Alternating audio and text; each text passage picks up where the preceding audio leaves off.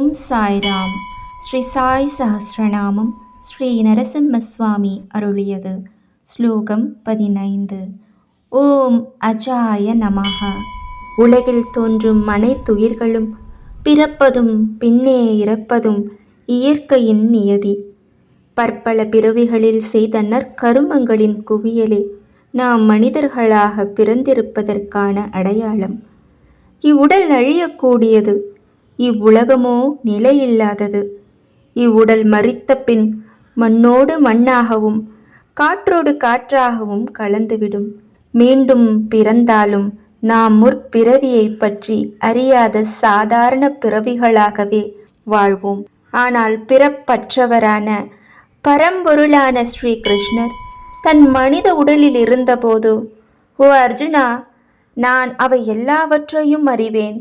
நீயும் பிறவிகள் பல எடுத்தாலும் அவற்றை அறிய மாட்டாய் என உரைக்கிறார். ஓம் அஜாய நமஹ. அஜாய என்றால் பிறப்பற்றவர் அல்லது தோற்றம் இல்லாதவர் என்று பொருள். பிறப்பற்றவரான பரம்பொருளுக்கு நமஸ்காரம். பரமாத்மாவான ஸ்ரீ ஷிரடி சாயிபாபாவோ தன் பக்தனான ஷியாமாவிடம், ஓ ஷியாமா, கடந்த 72 பிறவிகளாக நாம் ஒருவரோடு ஒருவர் தொடர்பில் இருந்து வருகிறோம் என்றார்.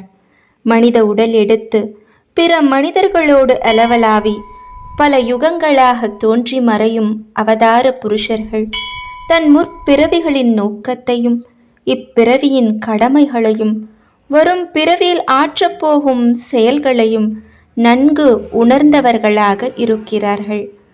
முக்காலத்தை உணர்ந்த சாயி பாபா பிறப்பற்றவர். தன்னை நாடி வரும் பக்தர்களின் முற்பிறவி ரகசியங்களை நன்கு அறிந்து தெளிந்தவர். பிறவா நிலையை அவர்களுக்கு அளிக்க அரும்பாடுபடுபவர்.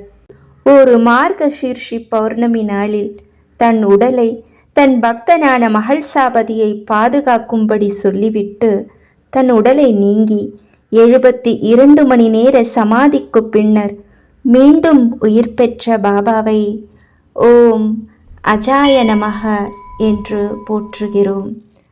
ஜெய் ஜெய் சாய்ராம்.